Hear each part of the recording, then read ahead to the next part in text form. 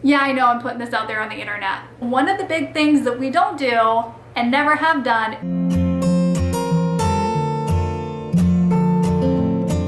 Hey guys, thanks for clicking on this video. So today I'm going to talk about 10 parenting rules that I do not follow as a mom. So I have two kids. Jessie is 14 years old and Olivia is 5 years old. So I have some experience being a parent and a mom. Just to get out of the way, this is a little disclaimer saying you do you. These are what works for our family. Obviously what works for our kids and our family is going to be a little different or a lot different than what works for you and your family. This isn't to start a whole bunch of controversy on parenting and parenting tips. I'm just putting it out there saying if you also don't allow your kids to do these things or don't follow these parenting rules, that's okay too. You're not alone and you're not the only one. So let's get into it. The number one thing that seems to be very controversial is snacking. So we don't allow our kids to have snacks. I know. They don't get snacks through the day. So they don't get a mid-morning snack. They don't get I just got out of band practice and I want a snack and I want something to hold me over till dinner. That does not happen. If it's not within our scheduled meal times, which does include the one afternoon snack, but it has to be around 3:30, 4:30 at the latest. After that, they do not get a snack. If they were not hungry or something happened and they didn't get their snack, they do have to wait till dinner. They do have strict eating times for breakfast, lunch. Again, the afternoon, I don't want to call it a snack. The French call it a gâteau. And then they have a late dinner, 7:30. Sometimes last night was 8 o'clock. Along with the food category, we do not use food as a reward. Our kids do get a dessert, usually something very small, after dinner, but we do not use food as a reward system, which I know, like give them a little M&M when they do something right, or give them a little treat for doing a good job today. Nope. So when it comes to chores, our kids do their own laundry at their own level. Obviously, Jessie has been self-sufficient in doing his own laundry, like fitting his laundry basket, putting it in the washer, putting his clothes in the dryer, folding them and putting them away. I would say around the age of 8 is when he started actually doing all of that. Olivia is 5, so she's not at that level yet, but she does help put her clothes in the laundry basket.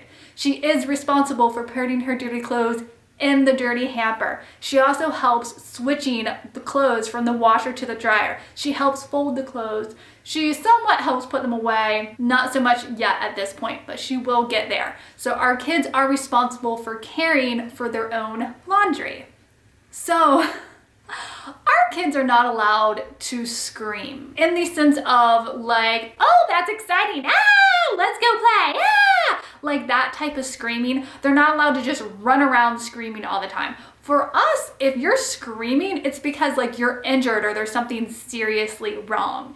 It's not for you to just run around like, I'm excited, ah, screaming at the top of their lungs. And don't get me wrong, I'm all for having fun and I have a very excited voice. When I get excited, I get very loud. But we don't allow the kids to use screaming as a form of play. So that way when my kids do scream, I know to actually be concerned. So another thing I didn't learn about till after Jessie was older, but we are doing with Olivia now that she's younger, and the same rule still applies to Jessie even though he's older. When other kids ask if they can have the toy that our child is playing with, they don't immediately have to give up their toy. Our children are taught to ask, when you're done playing with it, may I play with it next? Or when somebody asks them, hey, I want to play with that, can I have it?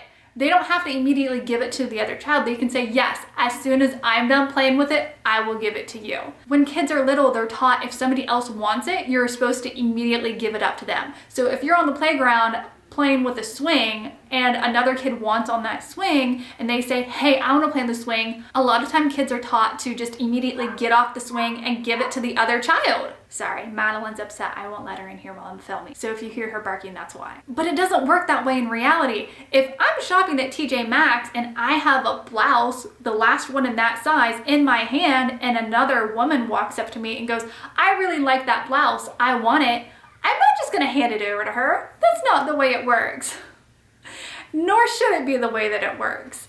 But at the same time, we do have to be respectful and still teaching them to share. And it's a balance between next in line and taking turns and just immediately being forced to give something up when you're not ready. So a big one that I would love to know if you have this rule with your child is our children are not allowed to use electronics at the table, which includes going out to eat. And this was so hard for people to understand that we don't let our kids do, because the second we go out to eat with other people, especially pre-pandemic, when we actually went out to eat with other people, people would automatically hand their phone over to my child saying, here, play a game. And I would have to take the phone immediately away and say, no, he's not allowed to use electronics at the table. We're not doing that just to be mean because we're super strict, old school parents like that. We're doing that to be able to teach the kids to actually interact and socialize properly with other people, especially when you're out to eat and enjoying somebody else's company or you're sitting at the dinner table. So that is a big one for us. Another big one, even though my son is 14, he does not have a cell phone.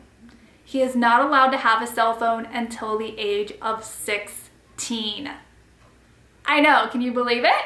So if you have a child that's complaining, I'm the only one who doesn't have a cell phone, show them this video and show them that my 14-year-old son also does not have a cell phone. Not every kid has a cell phone, and that's okay.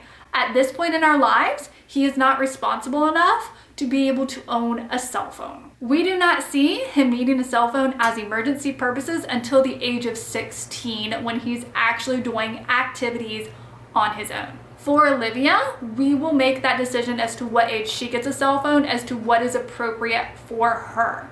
Just because it applies to one child doesn't mean it has to apply to every single child, because even my own children are different. But that being said, my 5-year-old does also not have a cell phone. It'll be a long, long time before she ever gets one. The only way I see her getting a cell phone before the age of 16 is if she's doing activities a lot with her friends or like outside of school, where she would need to access us specifically for pickup times and like drop-off times and things like that. And when it comes to little kids, one of the big things that we don't do and never have done is co-sleeping. Olivia sleeps in her bed, always has, always will. Same way with Jessie. We do not co-sleep. Don't get me wrong, when she was an infant and a baby and I still had all of those hormones running through me after delivery and everything like that, I wanted to. Like, more than anything, I understand that desire and the ease of having your baby right there. But I know it wasn't best for her, and I know it wasn't best for me, and it wasn't best for my marriage. So I specifically talked to my husband before the baby came around saying, this is our decision and I need you to help me stick with it. So you ever seen that scene of Bad Moms? There's so many rules now. Don't punish your kids. Don't say no to your kids. Not true. We say no to our children. And yes, I know positive parenting, there are other ways that you could vocalize saying no to your child without actually saying the word no in a negative way. However, our children are going to hear no when they are outside the house. Our children are going to hear no when they are grown-ups and teenagers. It's not a word that we have an issue with saying in our house. So yes, we tell our children no, and that's okay if you choose to too. And along that same lines, we use cuss words in front of our children. Yeah, I know I'm putting this out there on the internet, but we do. Alan and I, when we're speaking to each other or something happens, we use a cuss word. It's not a big deal. We tell our children after the age of 16, when you're actually able to drive, you can use curse words. You just can't use curse words to other people, like at other people, especially to your elders or your parents. If you say it in a sentence after the age of 16, have at it, as long as it's not directed towards somebody. Our reasoning behind that is because they're gonna hear it. We cannot shelter them from the world. These are words that are gonna be used by other people with or without us saying them. I don't want my children to be like overly stunned or shocked, and I don't want them to be one of those people, oh, you can't say that. That's a bad word. There is a time and a place for the word. and there is an appropriate way to use it, and I would rather them understand that when it's okay and when it's not okay for them to be using it. And you know what? It's okay. With all of that being said and being out there on YouTube, if you like this video, give us a thumbs up. Or if you didn't, you can give us a thumb down. Whatever your opinion is, that's okay. But I would like it, I would actually love it, if you guys would vote down in the comments below and let me know. Do you want to see a part 2 to this? Because I have a lot more. Or would you rather see parenting rules we do always follow, kind of the opposite of this? Or, very controversial, parenting rules we don't follow, Autism Mom edition. There's a lot there too. Comment down below which one you want to see next.